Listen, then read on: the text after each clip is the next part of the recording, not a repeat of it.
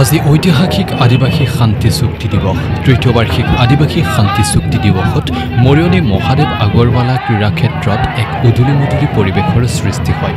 পুৱা পতাকা উত্তোলন শ্বহীদ তৰ্পণৰ পিছত মৰিয়নি নগৰত আদিবাসী লোকসকলৰ সংস্কৃতিক প্ৰতিফলিত কৰা বিশাল শোভাযাত্ৰা বাহিৰ কৰা হয়।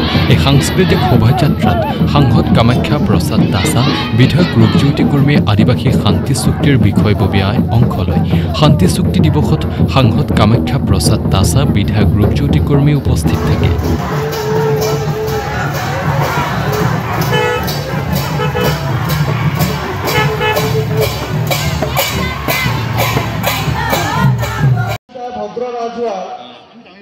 সভাপতি সদৌ অসম ৰাজ্য সমাজ কেন্দ্ৰীয় সমিতি ওকে भी একটা আধুনিক মাঝে है সঞ্জয় কুমার তাতে আদিবাসী ও সাহায্য উদযাপন সমিতি অর্গানাইজেশন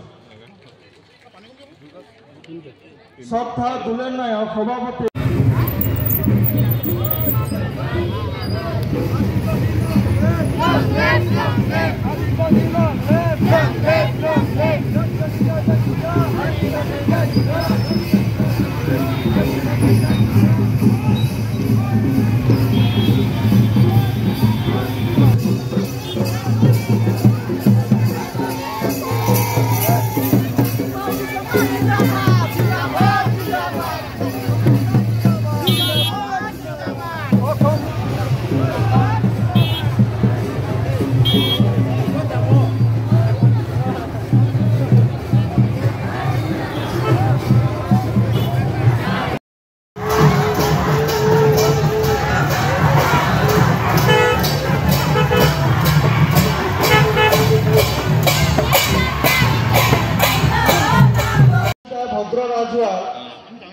সভাপতি সদৌ অসম ৰাজ্য সমাজ কেন্দ্ৰীয় সমিতি ওকে भी একটা আধুনিক মাঝে है সঞ্জয় কুমার তাতে আদিবাসী ও সাহায্য উদযাপন সমিতি অর্গানাইজেশন সপ্তাহ দুলেন নায়ক সভাপতি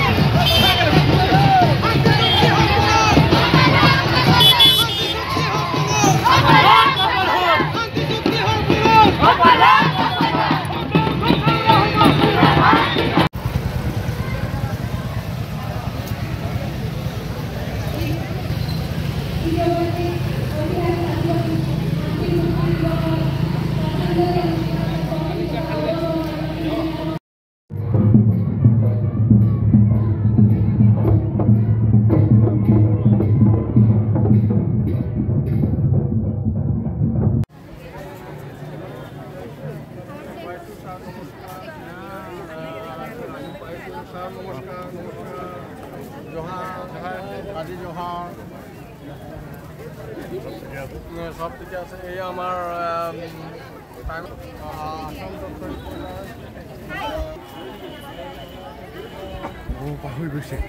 কেন্দ্ৰ চৰকাৰ মাননীয় প্ৰধানমন্ত্ৰী নৰেন্দ্ৰ মোদী ডাঙৰীয়াৰ আহ্বানত আৰু গৃহমন্ত্ৰী অমিত শ্বাহ ডাঙৰীয়াৰ উদ্যোগত মুখ্যমন্ত্ৰী হিমন্ত বিশ্ব শৰ্মা ডাঙৰীয়াৰ সক্ৰিয় ব্যৱস্থাত শান্তি চুক্তি হৈছে। 5টাকৈ আদিবাসী সংগঠনে যি আন্দোলন সশস্ত্ৰ আন্দোলন কৰিছে তেওঁলোকে অস্ত্ৰ পৰিত্যাগ কৰিছে। আৰু আপোনালোকে দেখিছে দুৰ্গা হাজৰা ডাঙৰীয়া মোৰ হোটেলে ঘূৰি আছে, বহু তেওঁৰ লগতে বহু হাজাৰজন ডেকা ল'ৰাই অস্ত্ৰ ত্যাগ কৰিছে। আৰু চুক্তিত যিখিনি উল্লেখ কৰিছে তেখেতসকলক ইতিমধ্যে আদিবাসী ডেভেলপমেণ্ট কাউন্সিলত জনাইছে।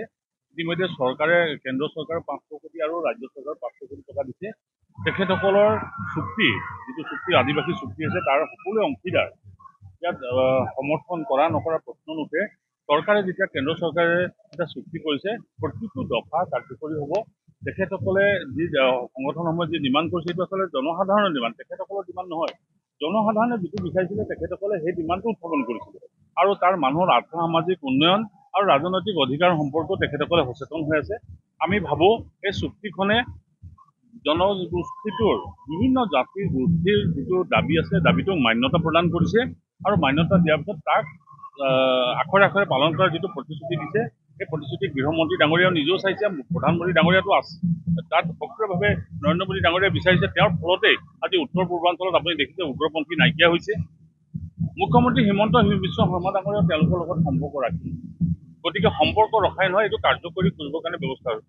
ইয়াত কোনো ধৰণৰ ডাউট থাকিব নালাগে আৰু ডাউট থাকিলে আদিবাসী কাউন্সিলৰ এই দুৰ্গা হাজৰা ডাঙৰীয়া, অসীম হাজৰা ডাঙৰীয়াকে ধৰি তেখেতসকলে তাৰ চিন্তা চৰ্চা কৰিছে। মই ভাবোঁ যে এই নিপীড়িত মানুহখিনিৰ উন্নয়নৰ কাৰণে যিখিনি কথা কৈছে সেইখিনি হাতে কামে কৰিবৰ কাৰণে আজি যি চিন্তা কৰিলে চিন্তাটো বাস্তৱত পৰিণত হ'ব, মই এইটো দৃঢ় বিশ্বাস।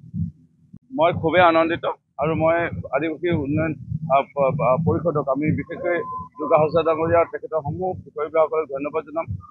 2022 চনৰ 15 ছেপ্টেম্বৰ আজি এই দিনটোতে ঐতিহাসিক দিনটোতে আদিবাসী শান্তি চুক্তি দিৱস হৈছিল আৰু 23 চন 24 চন অসমৰ বিভিন্ন প্ৰান্তত অনুষ্ঠিত হ'ল। দ্বিতীয়বাৰৰ এই অনুষ্ঠানটি আমি জোৱাৰবাসী ৰাইজ, মৈনীবাসী ৰাইজ সবাইকমান আমাক অনুষ্ঠিত কৰিবলৈ সুযোগ দিলে আমি ধন্যবাদ জনাইছোঁ।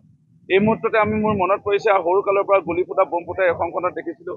আলফা শান্তি চুক্তি হ'ল, ডিমাচা শান্তি চুক্তি, কাৰ্বি শান্তি চুক্তি, ইয়াৰ লগতে আদিবাসী শান্তি চুক্তি। আজি শান্তি চুক্তি হোৱাৰ পিছত অসমখনত শান্তি এটা পৰিৱেশ এটা ঘূৰি আহিল। আজি এই আদৰণীয় পদক্ষেপ মাননীয় মুখ্যমন্ত্ৰী ডক্টৰ হিমন্ত বিশ্ব শৰ্মা ডাঙৰীয়াক এই চিগতে ধন্যবাদ জনাম। গৃহ মন্ত্ৰী কেন্দ্ৰ অমিত শ্বাহ ডাঙৰীয়া আৰু মাননীয় প্ৰধানমন্ত্ৰী মহোদয়ক ধন্যবাদ জনাম। মোৰ দৃঢ় বিশ্বাস আজি মাননীয় মহামহিম ৰাষ্ট্ৰপতি দ্ৰৌপদী মুৰ্মুক তেনেকুৱাকে মাননীয় দেশৰ প্ৰধানমন্ত্ৰী নৰেন্দ্ৰ মোদী ডাঙৰীয়া নেতৃত্বাধীন NDA তৰফৰ পৰা প্ৰক্ষেপ কৰি আজি ভাৰতৰ উচ্চতম শীৰ্ষতম যি আজি পদবী অৰ্থাৎ দেশৰ ৰাষ্ট্ৰপতি পদবীত আজি অধিষ্ঠ কৰিছে আদিবাসী লোকসকলৰ এগৰাকী প্ৰতিনিধি হিচাপে পোনপ্ৰথমবাৰৰ বাবে আজি ভাৰতৰ স্বাধীনতা হোৱা 80 বছৰৰ এই সময়কণত দেখা পাইছোঁ আদিবাসীসকল বহুত পিছুৱাই কোনো ৰাজনৈতিক দলৰ চৰকাৰে মৰ্মবেদনা বুজিব চেষ্টা নকৰিলে। কেতিয়াও দুৰ্গা হাজৰা দলৰ লোকসকলক মাতি আনি পেলাই কি অসুবিধা, কি আপোনালোকৰ সমস্যা, এবাৰ চুক্তি এটা কৰোচোন আহক, আমি আগবাঢ়োচোন আহক, গণতান্ত্ৰিক প্ৰক্ৰিয়া এই কথাবোৰ চিন্তা নকৰিলে। আজি ভাৰতীয় জনতা পাৰ্টী চৰকাৰ কেন্দ্ৰ ৰাজ্যই যি উদ্যোগ ল'লে এইটো এটা আদৰণীয় পদক্ষেপ। মোৰ দৃঢ় বিশ্বাস ভৱিষ্যতৰ দিনত এটা নতুন মাইলৰ খুঁটা ৰূপে এই আদিবাসী শান্তি চুক্তিয়ে প্ৰেৰণ কৰিব। আজি তৃতীয় আদিবাসী শান্তি চুক্তি দিৱস হয়। এই আদিবাসী যিটো একৰ্ড, এই একৰ্ডখিনি আমি সুদীৰ্ঘ 30 বছৰ দিন অস্ত্ৰ সংগ্ৰাম কৰি এই একৰ্ডটো পাইছোঁ।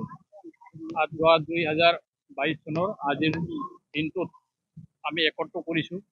আৰু এই একৰ্ড কৰাৰ আগতে আমাৰ বহুখিনি আদিবাসী জনগোষ্ঠীৰ মানুহ নিজৰ তেজ দিব লগা হৈছে, বহুখিনি মানুহ মৰিছে।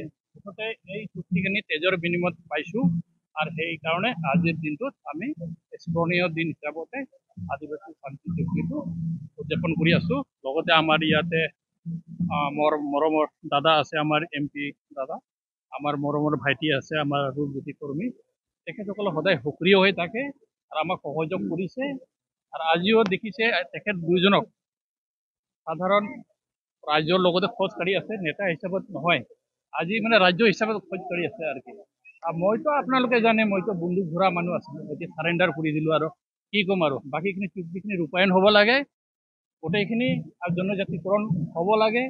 আৰু এই চাহ বাগানৰ মানুহবিলাকৰ যিখিনি আৰ্থিক দুৰৱস্থাটো চৰকাৰে বিবেচনা কৰিব লাগে, সেইবিলাকক ভাল হাজিৰাটো পাব লাগে। মানুহ হিচাপত আমি জীয়াই থাকিব বিচাৰোঁ। সেইখিনি আমাৰ আপুনি অসমৰ ৰাজ্যলৈ কি বাৰ্তা প্ৰেৰণ কৰিব? অসমৰ ৰাজ্যটো কি প্ৰেৰণ কৰিম, ST পাব লাগে, আমি চুক্তি ৰূপায়ণ হ'ব লাগে। আৰু চাহ বাগানৰ যিখিনি সমস্যা আছে, উজনি অসমত মেক্সিমাম চাহ বাগানৰ সমস্যাবিলাক দেখি থাকোঁ। এই চাহ বাগানৰ সমস্যাবিলাক সমাধান হ'ব লাগে। শ্ৰমিকসকলে মানে সঠিক যিটো পাওনা হাজিৰা,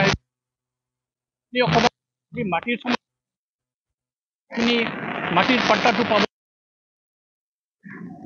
আমি চৰকাৰক জনাই আছোঁ সদায়, আমি চৰকাৰৰ অংশীদাৰ হ'লেও চৰকাৰক জনাই আছোঁ। আৰু আমাৰ লগত দুইজন যিখিনি নেতা আছে, তেখেত চৰকাৰৰ প্ৰতিনিধি হ'লেও ৰাইজৰ লগতে সদায় থাকে আৰু ৰাইজৰ হৈয়ে ঘূৰি আছে আৰু চিধা চিধি কথা